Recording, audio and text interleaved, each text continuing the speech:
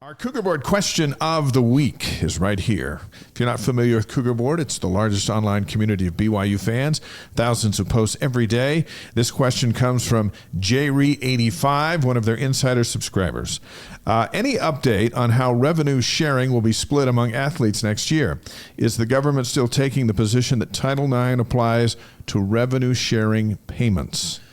So Got anything on that? Title IX talks about equality, like there needs to be equivalent number of scholarships available for female athletes as well as male athletes in the program, and it just makes sure that things are being distributed fairly inside of athletic programs. Here's the interesting thing. This is the honest to goodness truth.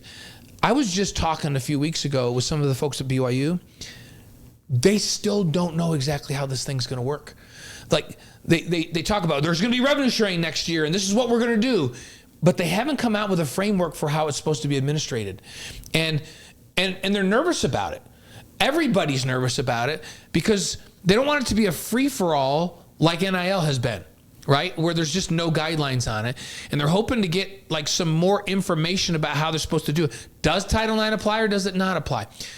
What does this revenue sharing mean? How much is it going to be? What's the share? And so it's been hard because I know that they've been negotiating contracts with coaches and things like we all know that Jay Hill just kind of got his contract extended.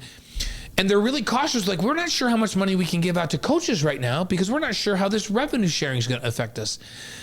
We're this close to it, and we still don't have great, solid guidelines on how it's going to be administrated. And does that surprise you, though, with the way the NIL thing came out? No. Yeah. So the answer is we don't know the answer. And So that's discouraging that we don't know the answer. we'll keep you up to date as best we can as that moves forward. Eventually, it's going to have to be quite clear. Right. It might take a commissioner. It might take the Trump administration to go, you know what, here's what we think of Title IX. Here's what we think of this. Here's what you can do there. I think any number of directions. In my opinion, NIL needs to be reeled in. There needs to be some guidance put around NIL. Because right now, and there needs to be some guidance around open transfer opportunities. Right now, college football and basketball are way less regulated than any professional sport.